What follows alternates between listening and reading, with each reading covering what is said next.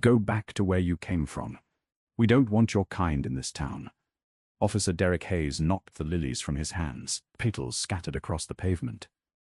"Pick them up," he said evenly. Something about his stillness unsettled the officer. Nobody talked to Derek Hayes like that. Not with that face, not with that voice.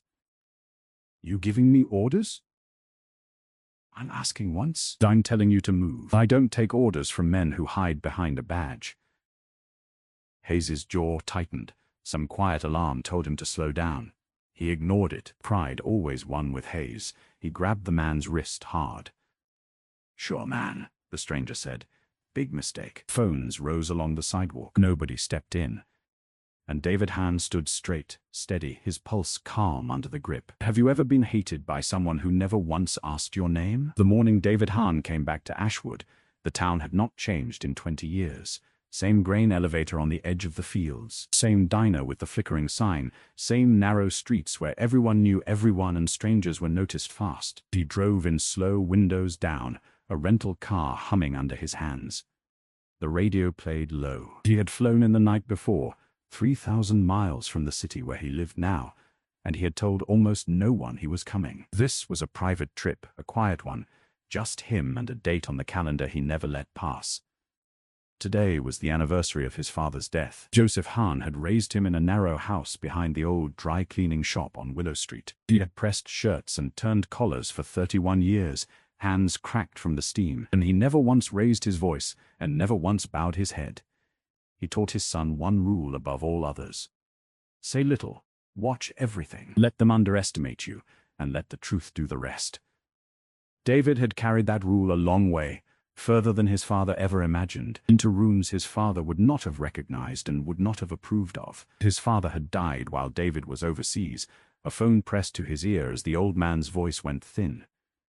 He had not made it home in time. He had promised himself he would never miss this day again.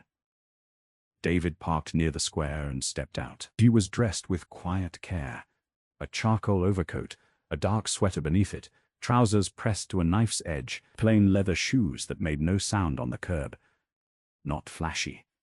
Expensive in the way that does not announce itself. He was the kind of man strangers glanced at twice, then wondered where they had seen him before. But it was the way he moved that a careful eye would notice. Shoulders loose, spine straight, every step unhurried, every step deliberate. He scanned the street once out of habit, reading exits and faces the way some men read a ledger. On his right wrist sat a plain steel watch, scratched along the band, the kind a man wears every day and never thinks to replace. He did not look like he belonged to this sleepy town. He looked like he had come from somewhere that did not forgive mistakes. Nobody in Ashwood knew what he had become. To them, he was still the dry cleaner's quiet boy, if they remembered him at all. The name he carried now, the rooms that went silent when he entered them, none of that existed on these streets. Across the square, leaning against a patrol car, a man watched him arrive. Officer Derek Hayes was built like a door, broad through the shoulders, thick in the neck. His uniform stretched tight over a frame that spent its evenings in a gym and its days throwing weight around. He had a flat, hard face and small eyes that narrowed at anything new. People in Ashwood knew that face.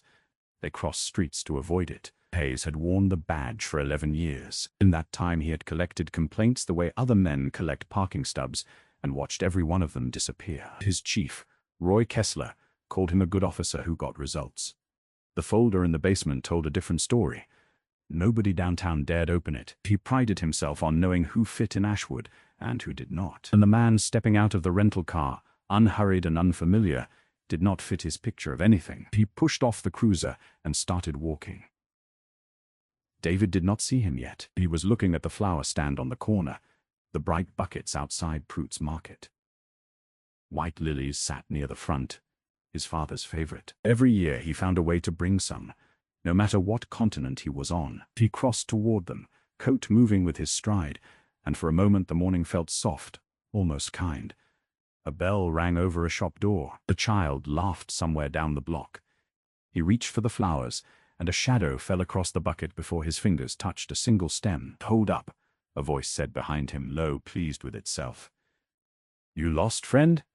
David turned, calm as still water. He knew the voice before he saw the face. He had heard 100 versions of it in his life. In border checkpoints, in courtrooms, in the back rooms of men who thought a raised voice was the same thing as power. He had learned long ago exactly how to answer it. I'm not lost. I'm buying flowers. Flowers. Hayes let the word hang. You always dress like that to buy flowers. Is there a law against it? He smiled, but it never reached his eyes. He circled once, slow, the way a man sizes up something he already plans to break. We've had break-ins on this block. People call when they see somebody who doesn't fit. And you don't fit. I grew up 3 streets from here. Sure you did. What's in the car? A garment bag, a map, nothing that's yours to search. You being difficult? I'm being clear. There's a difference. He didn't like clear. Clear meant the man knew exactly where the line was, and people who knew the line made Hayes feel small. He preferred the ones who folded. Where you headed, dressed like that? Some business thing? A cemetery, David said, if you'll let me. The word should have softened him. It didn't. It only made him reach for something crueler. A few people had stopped on the sidewalk. A man with a stroller, 2 teenagers outside the market. They felt the shift in the air before they understood it. An old man outside the barber shop squinted at him. He almost knew that face. Something in the set of the jaw, the stillness. But 20 years is a long time, and the boy from Willow Street had left as a teenager and come back as someone else. He shook his head and looked away. He would remember later and wish he had spoken up. I'd like to buy my flowers and go, David said. His voice stayed level. Am I being detained? The question landed wrong with Hayes. Ordinary people did not ask that. Ordinary people looked at their shoes and mumbled. Don't get smart with me. It's a simple question, officer. ID now, or am I free to go? He reached, unhurried, into his coat. Hayes's hand dropped to his holster. Slow. Slow. He drew a slim card case and held out a license. Hayes did not take it. He stared instead at the cut of the coat, the plain watch, the way the man met his eyes without blinking. Something about him would not bend, and that was the part Hayes could not stand. For just a second, the quiet alarm came back, the one from across the square. This man carried himself like someone used to being obeyed, like someone whose name meant something in rooms Hayes would never enter. A smarter man would have taken the license, run it, and let him go. Hayes was not a smarter man. He was a proud one, and pride in him always burned hotter than sense. He keyed the radio on his shoulder. Dispatch. I've got an uncooperative male refusing to ID. Possible suspect in the Elm Street break-ins. Send 1 more unit. The lie went out clean and confident.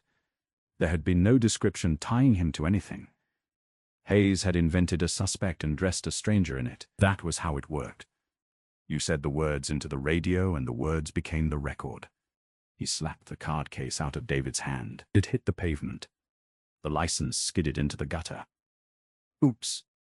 A teenager outside the market lifted his phone. Then another. Then phone. Then phone. Screens turned toward the square like sunflowers finding light. Pick it up, Hayes said. You knocked it down. You pick it up. The crowd drew a breath. Nobody talked to him that way. What happened next happened fast. Hayes grabbed David's arm and spun him toward the patrol car. David did not fight him. He let his body go where the force sent it, the way a man trained to survive worse rooms than this one knows not to resist a moving wall. But to the crowd it looked like exactly what Hayes wanted it to look like, a struggle. Stop resisting, he shouted loud, performing for the phones. I'm not resisting, David said, even and clear. I am not resisting. He drove him chest down onto the hood. The metal was warm from the sun. David's cheek pressed flat against it. Hayes wrenched one arm up behind his back, then the other, and snapped the cuffs on hard enough to bite. David had been in worse holds than this, in rooms with no cameras at all, held by men who did not stop when he asked. He knew the shape of fear, and he knew how to set it down. So he did what his father taught him on a folding chair behind the dry cleaning counter years ago. He stayed calm. He let them underestimate him, and he waited for the truth to do the rest. It always did. You're hurting my wrists, he said. No panic, just fact. Should have thought of that. Hayes leaned a knee into his spine, all 230 pounds of him pinning David against the car like he might bolt. David did not bolt. David did not bolt. He breathed in through the nose, out slow, counting the way he had been taught in places this man could not imagine. "You're going to hurt him," a woman with a stroller shouted. She had her own phone up now, a hand over her mouth. "Ma'am, I will arrest you too," Hayes said, not even looking. That shut most of them up. Not the phones. The phones kept rolling. The white lilies lay crushed under the front tire. A boy of maybe 16 edged to the front, filming, steady hands shaking but holding the frame. He caught all of it. The knee, the cuffs, the calm face mashed against the hood, the officer's smirk above it. "Please," he whispered to no one. "Somebody do something." Nobody did. Hayes picked the card case up off the gutter, glanced at the license at last, and did not read it. Whatever it said, he had already decided it did not matter. He shoved it into his own pocket. Then he reached up to the small black camera clipped to his chest, and with 2 fingers he switched it off. A tiny light blinked from red to dark. He thought no one saw. The boy with the phone saw. The lens caught the exact moment the camera died. "People like you," Hayes muttered low, close to his ear. "Always think you're better than this town." David said nothing. He turned his head a few degrees, just enough to find the boy's phone, and he looked straight into it. Calm. Awake. Memorizing everything. The second cruiser rolled up. A younger officer climbed out. Mia Torres, 2 years on the job. She stopped short at the scene. A cuffed man in a ruined coat. 40 phones. A crowd that hated what it was watching. "Derek," she said carefully. "What do we have?" "Resisting. Failure to ID. I've got it." Torres looked at the man on the hood. He looked back, calm, and held her gaze a beat too long. Something passed between them she could not name. She filed it away. Hayes hauled him upright by the cuffs and marched him toward the cruiser. "Watch your head," he said, and pushed it down anyway as he folded him into the back seat. The door slammed. The crowd buzzed. 3 clips. One from the boy, one from the woman with the stroller, one from a delivery driver who never left his van. By the time Hayes pulled from the curb, the first clip had a caption, a timestamp, and 400 views. By the time he reached the station, it had 40,000. The square emptied. The crushed lilies stayed where they were. Pale petals ground into the warm asphalt. Across town, in a basement file room, a folder with Derek Hayes' name on it sat in the dark, thick with old complaints. It was about to stop being a secret. The Ashwood police station smelled of burnt coffee and floor wax. They walked him in through the back, cuffs still on, coat still smeared with grime. Hayes kept one hand on his shoulder, steering, though David went where he pointed without a fight. Behind the front desk, a dispatcher glanced up, then looked quickly back down. People had a way of finding their paperwork interesting. Hayes sat him on a metal bench bolted to the wall and started building his story. He typed it at his desk, 2 fingers, glancing over now and then like David was a problem he'd already solved. Resisting arrest, failure to identify, assault on an officer. Each line went into the system clean and official, and each line was a lie. There had been no assault. There had been a man reaching for flowers. But the report did not know that. The report only knew what Hayes told it. "You can make this easier," he said, not looking up. "Sign here. Take the charges. Maybe the judge goes light." "I'm not signing anything." "Suit yourself. Want a phone call, you'll get one when I say." David let that sit. He had been in colder rooms than this one, across tables from men with far more to lose than Derek Hayes had. He had learned that the fastest way to lose is to raise your voice first, so he kept his low. "You're going to want to be careful what you file," he said. Hayes laughed, short and ugly. "That a threat?" "It's advice." "I don't take advice from people in cuffs."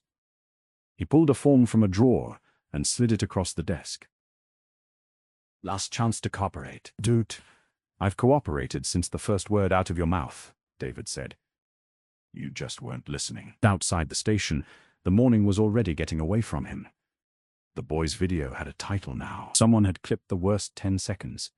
The knee, the calm voice saying, "I am not resisting," and set it loose. It jumped from 1 phone to 100, from 100 to thousands. A caption traveled with it.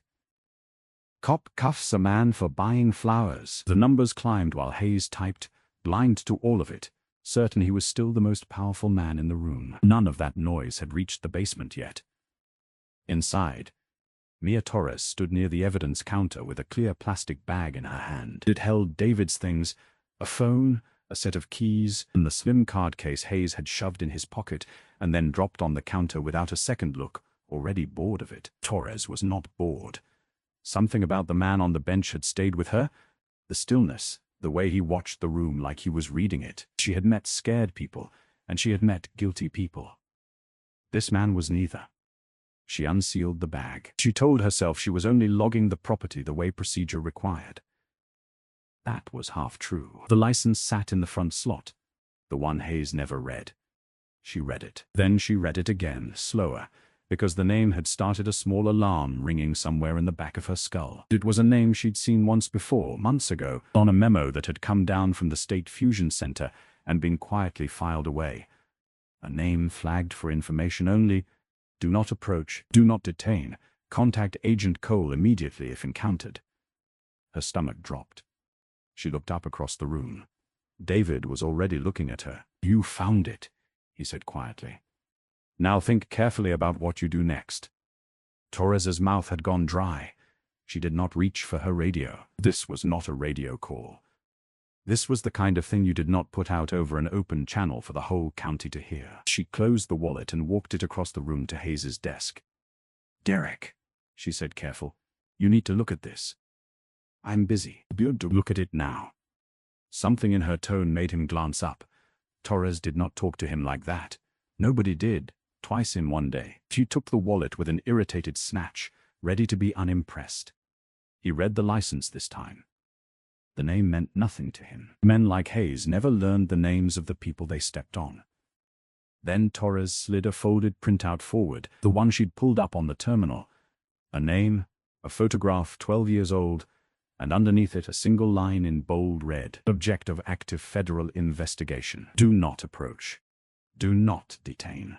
Notify OTIF immediately. Hayes went still. The blood left his face slowly, like water draining from a basin. All the small things he had ignored came rushing back at once. The plain watch, the squared shoulders, the way he'd scanned the room and read the exits without a flicker, the way he'd let his body move with the takedown instead of fighting it, like a man who had been trained by people who did this for a living. You're going to want to be careful what you file.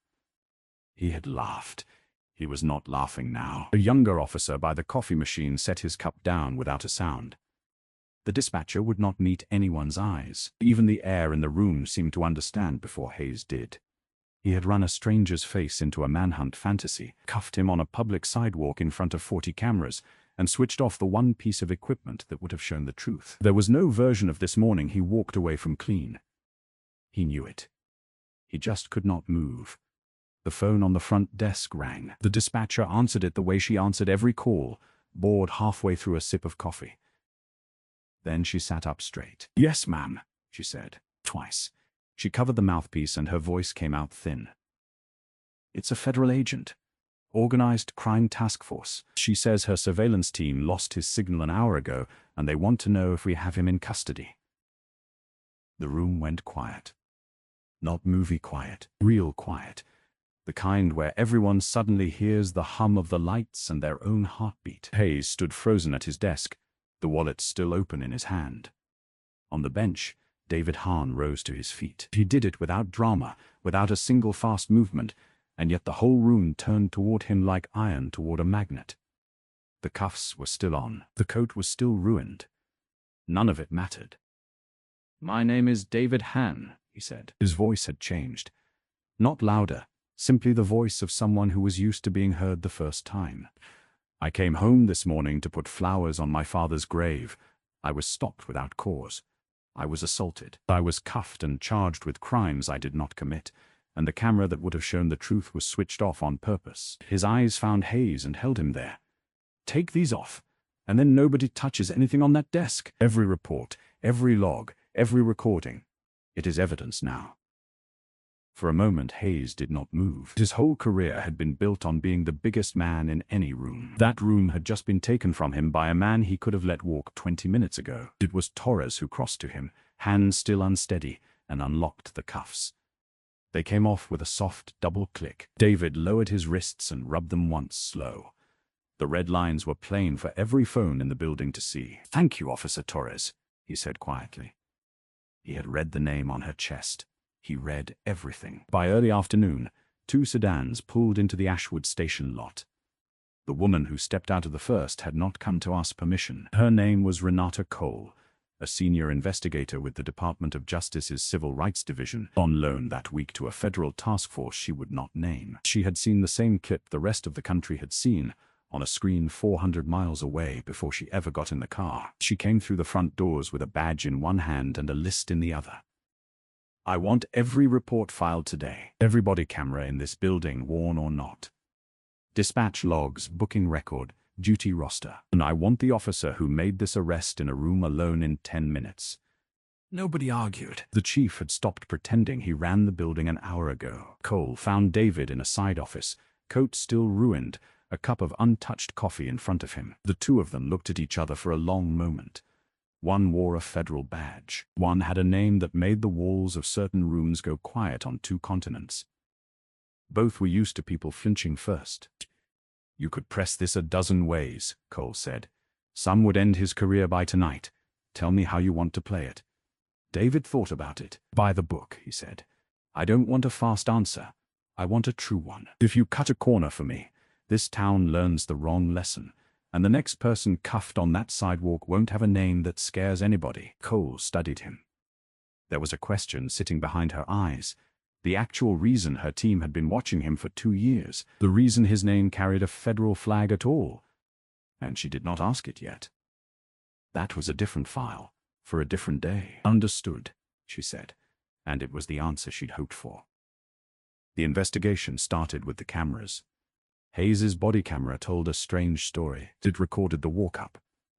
It recorded the first words. Then, at the exact moment the encounter turned violent, it went dark. The timestamp sat right there in the metadata, clean and damning. A camera does not turn itself off in the middle of an arrest. Someone reaches up and does it. "He'll say it malfunctioned," Cole said. "Then we'll show him the part where it didn't," David answered. The boy's video showed Hayes's hand rise to his chest. It showed the 2 fingers. It showed the light blink from red to dark in focus, unmistakable. Set the 2 recordings side by side, and the body camera's silence stopped looking like a glitch. It looked like a choice. The report came next. Hayes had written that the suspect assaulted him, that he resisted, that he refused to identify himself. Cole laid the document beside 3 witness videos. In none of them did David raise a hand. In none of them did he pull away. In 2, his voice could be heard clearly, saying the same 4 words over and over. "I am not resisting." The report and the footage could not both be true. The footage did not blink. Cole put Hayes in the small interview room and sat across from him with a recorder running. "Walk me through the camera." "It malfunctioned. At the exact second your knee went on his back." "Equipment fails. Your hand is on camera, switching it off, officer. A boy filmed it. 10 million people have watched your hand do it." Hayes's jaw worked. "I want my union rep. It won't change what the timestamp says." She slid a still frame across the table, his 2 fingers frozen on the camera. "This is not a malfunction. This is a man hiding what he was about to do." He did not answer. The silence was its own kind of confession. Then she pulled the file nobody in Ashwood had wanted to open. It came up from the basement, thick and soft-cornered with age, Derek Hayes's name on the tab. Years of complaints. A man pulled over 4 times in 1 month. A teenager slammed against a fence for jaywalking. A grandmother cuffed in her own driveway. Different faces, different streets, one pattern. And clipped to nearly every complaint, the same closing memo signed by the same hand. No further action. The pattern had a name now, and it was not only Hayes's. Chief Roy Kessler was a heavy-set man with a politician's smile and a desk full of golf trophies. He had run the department for 14 years. He had buried every one of those complaints the way a gardener buries roots deep where no one thinks to look. He tried the smile when Cole came in. It did not survive contact with the folder she dropped in front of him. "You signed 40 of these," she said. 40 times you saw what he was, and 40 times you wrote 2 words and made it disappear." I made judgment calls. You made a career out of one officer's record. You built it on the backs of people who never had a federal flag in their name to save them. Kessler's smile was gone for good. By the next morning, the consequences had started to move on their own. The mayor, who had spent a decade praising the department at ribbon cuttings, called a press conference. Hayes was suspended without pay. Kessler was placed on administrative leave pending review. The mayor used words like accountability and transparency, words the town had not heard from that podium before. Reporters asked who had forced the change. He did not say a stranger with a federal flag on his file. He did not have to. Everyone with a phone already knew. Down in the bullpen, Hayes tried a different defense. He told the younger officers it was a misunderstanding, that the man had been aggressive, that the cameras didn't show the whole story, that anyone would have done the same. A week ago they would have nodded. Today they had all seen the same video the world had seen. Today, when he spoke, they looked at their desks. Mia Torres looked right at him. "You turned your camera off, Derek. We all watched you do it." He had nothing for that. For the first time, the biggest man in the room had no room. Before she left that night, Cole stopped by the side office. "There's something else," she said carefully. "My office isn't the only one that knows your name." "I know," David said. "That conversation is coming. It's a different case for a different day. Today isn't about me. The part that changed everything was not the file or the cameras or the chief.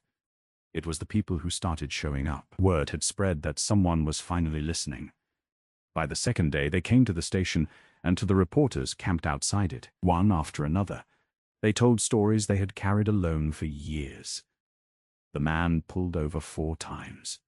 The teenager, the grandmother from the driveway, who brought a photograph of her bruised wrists. She had taken it back then and shown it to no one, because back then no one would have cared. "I filed a complaint," she said on camera, voice shaking. "They told me it was handled. Nothing was handled. I thought it was only me." It had never been only her. A delivery driver made to kneel on the curb for 20 minutes over a broken taillight. A nurse heading home from a night shift searched because her car was too nice for this neighborhood. The father pulled from his truck in front of his own children. Each story sounded like the others. Each one had ended the same way. A complaint that vanished, and a person who learned to stop complaining. 40 folders had names. The names had been waiting a long time to be read out loud. David sat in on those conversations. He did not perform. He did not make speeches for the cameras. He listened the way his father had taught him to listen. When the grandmother finished, he reached across the table and held her hands, the same wrists 20 years apart, that a badge had decided did not matter. "It wasn't only you," he said quietly. "And it won't be buried this time. You have my word." That was the turn. Not the flag on the file, not the phone call from the task force. It was a room full of people who had been told for years they were imagining the thing that happened to all of them. Hearing someone with weight behind his name finally say it out loud, "I believe you." Cole built the case the way you build a wall, one verified brick at a time. The shut-off timestamp, the witness clips, the false report, the buried complaints, the signatures. The pattern that ran from a sidewalk all the way to a chief's desk. Charges were drawn against Hayes: assault under color of law, falsifying a police report, tampering with recorded evidence. Kessler faced his own list, years of a cover-up that had let it all continue. The 2 words he had written so many times, "No further action," would be read back to him in a courtroom. David left Ashwood 2 days later, the ruined coat folded into a bag. He did not stay for the headlines. What came for him next arrived on its own schedule, in its own rooms, with its own reckoning. A conversation with Agent Cole's people that had nothing to do with flowers or a small town, and everything to do with a life he had built far from Willow Street. He did not ask anyone to look away from it, and nobody did. That was a different story, still being written the last anyone checked. But in Ashwood, the hearing came that fall. By then the square outside the courthouse looked nothing like the sleepy town David had driven into that morning. Cameras lined the steps. The man pulled over 4 times, the nurse, the grandmother with the photograph, all of them in one room, all of them finally counted. Derek Hayes sat at the defense table in a suit instead of a uniform. The badge was gone, taken weeks earlier in a quiet office with none of the swagger he'd worn on the sidewalk. Stripped of it, He looked smaller than 230 pounds. He looked like a man who had spent his power on the wrong morning and could not get it back. The evidence went in one piece at a time. The boy's video. The dead body camera. The false report read aloud, line by line, each lie set beside the footage that broke it. When the clip played, the knee, the calm voice saying, "I am not resisting." The courtroom went still. It was the same stillness the station had felt months before. Hayes was convicted of assault under color of law, falsifying a report, and tampering with evidence. The sentence carried real time, not a paid leave dressed up as punishment. He would never wear a badge again in this state or any other. When the judge read the sentence, he did not erupt. He lowered his head the way the people he had stopped used to lower theirs. For one moment, he understood exactly how the sidewalk had felt. Roy Kessler resigned before they could remove him. It did not save him. The years of buried complaints became their own case, and the department he had run for 14 years was placed under federal oversight, body cameras that could not be switched off in the field, an independent board to hear complaints, one with no basement to lose them in. The two words he had loved, "no further action," were retired for good. Mia Torres did not lose her job. She kept it, and the new oversight board asked her to help train the next class of recruits. She said yes. The grandmother got a letter on real letterhead that said what had happened to her was wrong, and that the record now reflected it. It was 20 years late. She read it on her porch and cried anyway, because late is not the same as never. David stood at the back of the courtroom for the verdict. He had given his account plainly and stepped down, no spotlight sought. When it was over, he walked out through the same courthouse doors his father had never once had reason to enter, in a town that had finally learned his name for something other than a rumor. A reporter caught him on the steps and asked if he felt vindicated. He considered the word. "This was never about me," he said. "I have resources most people in that courtroom will never have. The law worked for them anyway. That's the only part worth being proud of." He did not mention the words thrown at him on the sidewalk. "Go back to where you came from." He did not need to answer them with a speech. The whole season had answered them for him. Then he stepped down off the courthouse stairs into a town that finally knew his name, and went to find a flower stand. The stand outside Pruitt's Market was open again, buckets bright in the afternoon sun. David bought white lilies, the same kind that had been crushed under a patrol tire months before. The owner would not take his money. He set the bills on the counter anyway and told him to give the next bunch to someone who needed them. He drove out to the cemetery on the edge of town. The stone stood under an oak that had grown tall since he'd last seen it. Joseph Hahn, a good man who pressed shirts and raised a son who went further than he ever meant to. He knelt and laid the flowers down, and for a while he did not say anything at all. "I made it home," he finally said. "I'm sorry it took so." The wind moved the oak. It was answer enough. He thought about the rule his father had given him behind the counter all those years ago. Say little, watch everything. Let them underestimate you, and let the truth do the rest. His father had meant it as a way to survive a hard life honestly. David had used it in the end as a way to make something right in a town that had forgotten how. What he did with the rest of it, the parts of his life his father would never have recognized, was still an open ledger. He did not pretend otherwise. But that morning on that sidewalk, for once, the truth had been worth telling all the way through. Back in town, the work went on without his name attached to it. The new complaint board took its first cases. Mia Torres stood in front of a room of recruits and told them about a morning she would never forget and the cost of looking away. None of them had a federal flag in their file. That was the point. The system was learning, slowly, to work for the people who didn't. So let me ask you, have you ever watched someone get treated like they didn't matter and wished you'd done something? Tell me about it in the comments. I read them. If this story moved you, share it with someone who needs the reminder that one person who refuses to look away can be enough. Like the video so more people find it. And subscribe, because the next story is one you'll want to be here for. Some people in that town will never look at a badge the same way again. Months later, a new officer stopped a stranger downtown. He asked her name first. He listened. It sounds small. In Ashwood, it was everything. Okay, real talk. I know this one's a story. but the feeling in it isn't. There are people getting judged right now over how they look before they've said a single word. Most of them don't have a name that makes a room go quiet to flip the whole thing around. And that's the part that stays with me. The stranger got to walk out and be believed. The question I can't shake is, what about everybody who doesn't? We don't get to pick our name before someone decides who we are. But we do get to decide whether we look away. So be the one who doesn't. Be the person who sees it and says something. That's the whole thing, honestly.